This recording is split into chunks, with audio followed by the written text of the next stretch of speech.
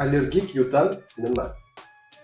Allergik yo'tal bu yuqori va pastki nafas yo'llarida allergik yallig'lanish tufayli kelib chiquvchi yo'tallar allergik yo'tal. Klinik belgilari qanday? Allergik yo'tal odatda tunda yoki parfumeriya hidlaridan so'ng, yig'lagandan yoki kulgandan so'ng, yugurgandan keyin, keskin jismoniy harakatlardan so'ng paydo bo'ladi.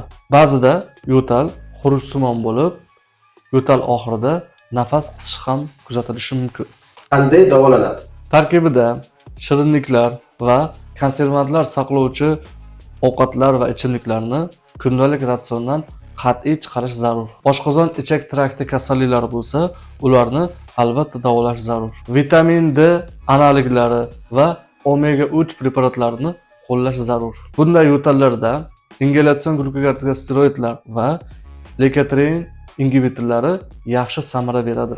Unutmang, har qanday dorini ishlatishdan avval albatta mutaxassis tavsiyasini olish zarur.